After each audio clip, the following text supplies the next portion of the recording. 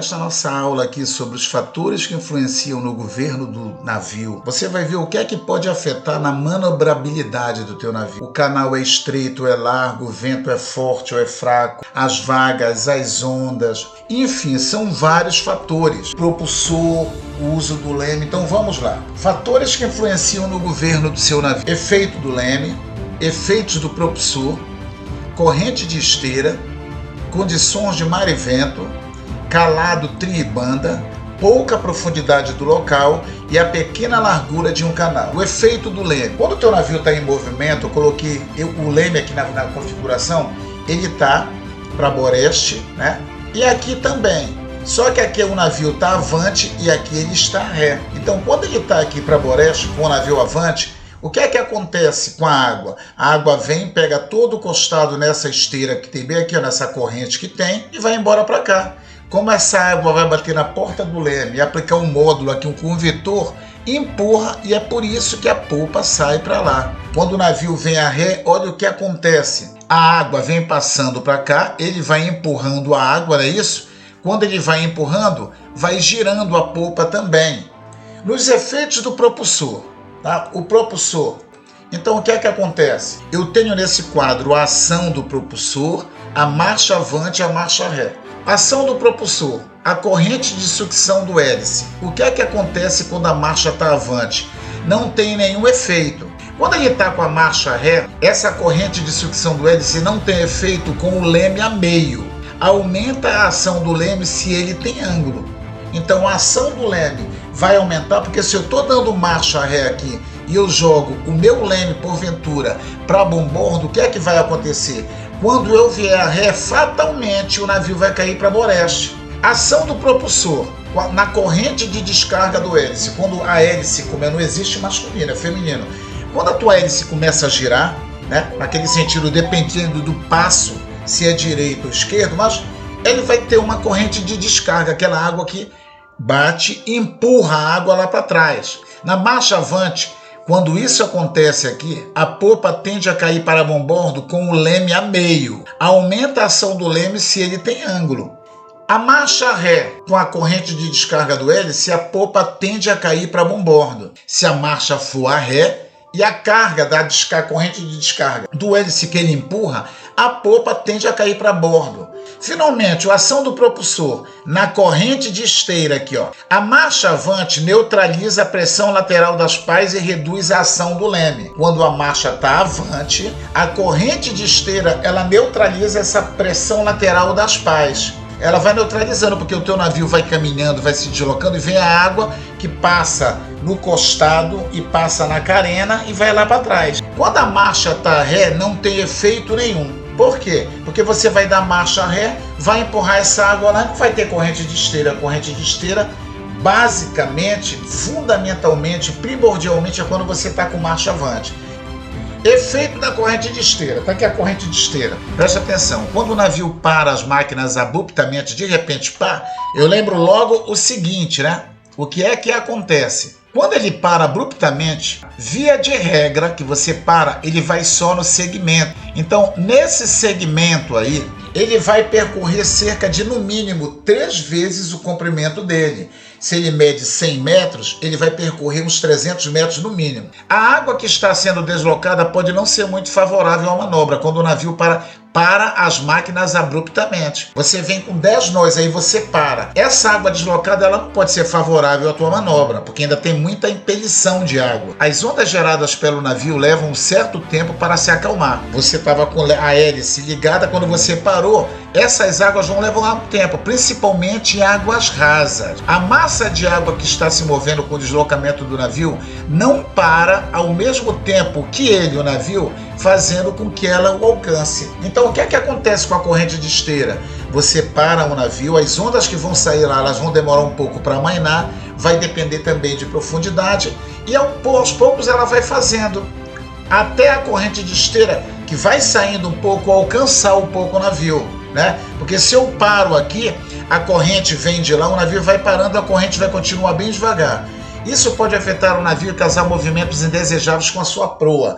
e até mesmo em casos extremos, girá-lo de maneira descontrolada, como pode ser observado na figura ao lado aqui, ó. Esse movimento de parar, muitas vezes o navio vai, ele camba, ele guina. Ele pode guinar para a borracha, ele pode colocar a proa para bombordo. Finalmente, o que se pode fazer para prevenir o problema é demandar o local da manobra com velocidade baixa ou ir realizando a manobra gradualmente. Se você não parar logo de uma vez, você vai diminuindo aos poucos a velocidade e vai mexer pouco na manobrabilidade dele, vai ter pouco efeito lá da corrente de esteira. Olha aí, aqui um canal está estreito, aqui ele está mais largo. Aqui está escrito, esteira-se, esteira movendo com a velocidade do navio. Vem aqui, a água vem lá, a esteira vem saindo. O navio para rapidamente, bem aqui você para a máquina. Quando você para a máquina, já quebrou um pouco do efeito longitudinal, né, que antecedeu lá, que ele está indo para trás também, vai no sentido proa-popa, começa a quebrar a esteira. A esteira aqui significa que sobrou um pouco só dela. O navio para de vez aproado para a borracha. Por que é que ele parou de vez aqui? Devido a alguns efeitos, ele estava com muita velocidade. Aí vem o vento, aí vem a corrente, aí vem a profundidade. A esteira contorna e o navio desloca, né? A esteira, quando ela vai parando, o navio começa a deslocar. Por quê? Porque ela estava, querendo ou não, aplicando o módulo com vetor também na popa do navio aos poucos, nem mesmo que lateral. Condições de mar e vento. O mais perigoso é quando ele pega num bordo, que ele pega no través da tua embarcação a meia nau. Você vai ter muito caimento. O que é caimento? É você vir navegando e o mar começar a jogar você para o bordo contrário. Aí você tem que fazer um abatimento. Pega essa proa, joga para o bordo contrário e chega onde que você quer. A mesma coisa é o vento, depende de por onde ele anda. Quando ele vem, se você está numa tempestade, o mar vem com o vento pela proa, você vai tentar capear. O que é capear? Imagina esse mar com o vento entrando bem aqui no bico de proa aqui, você joga um pouco a tua proa para bombordo, para onde que você vê que está levando menos a corrente. E aí você vai começando a capear. Isso depende muito da situação, mas o vento e o mar, ele mexe muito com a manobrabilidade. Agora eu tenho o calado do navio. O que é o calado do navio? É a distância vertical que tem, que vai da base exterior da quilha do teu navio até essa linha aqui, ó. Essa linha que é o nível do mar em um instante considerado, essa linha formada é conhecida como linha de flutuação. Tem a profundidade, então o calado do navio ele vai influenciar. Se você navegar num calado, o teu calado muito grande, numa profundidade pequena, você vai ver uma certa resistência do navio. E aí você não vai querer ir muito rápido, porque você vai enfrentar um problema chamado, um fenômeno chamado squat, S-Q-U-A-T, que diz que nos lugares mais rasos, quanto mais você aumenta a velocidade e um nó, a tua proa, ela baixa, ela emerge, ela entra na água, a proa lá, o bulbo, 1 metro, tá ok? Então esse é o efeito do calado. Nós temos o trim e temos a banda. O que é a banda do navio? Bora começar. A banda, o navio não dobra, o navio não inclina, o navio aderna. Todas as vezes que o teu navio ele aderna e forma um ângulo bem aqui assim, ó, esse ângulo a gente chama de ângulo de banda. Então, isso se o teu navio jogar muito, ele começar a dar banda intermitente, ele vai atrapalhar a tua manobra. O que é o trim? O trim é a diferença de calados. Quando o teu calado na proa ele é igual ao calado na popa, a gente diz que o teu navio ele está simplesmente em águas parelhas, que em inglês é conhecido como even keel. Eu tenho um ângulo de trim bem aqui e o navio está derrabado. E eu estou com trim pela proa e eu estou com trim pela popa. Por quê?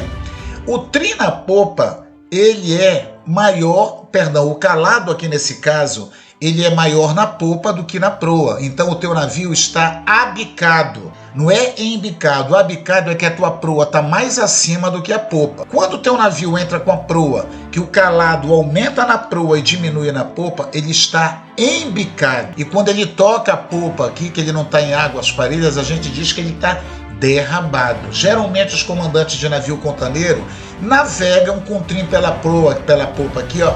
Pouca profundidade. Está aqui um navio que encalhou. Chegou um apoio marítimo, rebocadores para ver. Então a pouca profundidade, olha aqui quanto estava, 20, 0, menos 20, vai falando lá o que é.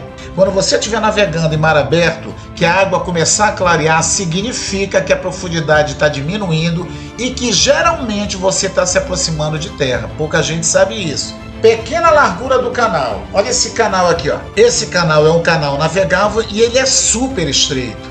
Então, dependendo da largura dele, pode atrapalhar ou não. Esse canal aqui eu tenho um cais do lado para o outro. Geralmente, quando eu vou passar nos Países Baixos, que eu preciso passar de um país que a água está mais alta, mais baixa, enfim, eu entro numa comporta, isso vai como se fosse uma comporta, tá? A gente termina por aqui, certo? Aqui eu coloco, faço a minha propaganda, tenho os meus cursos, e-books, audiobooks, mentorias, dou consulta náutica e faço treinamentos operacionais a bordo. Se a tua empresa precisa de um comandante, olha, eu quero saber como funciona o radar, o ECDIS, eu quero que treine meu pessoal para o GPS, para o AIS, pode chamar, a gente conversa, mas mande um zap, tá ok? Vou ficando por aqui, e-mail, Instagram, meu celular, mandando sempre o zap. E finalmente, eu posso dizer obrigado pela sua atenção dispensada e até o próximo vídeo. Tchau, muito obrigado. Saudações marinheiras.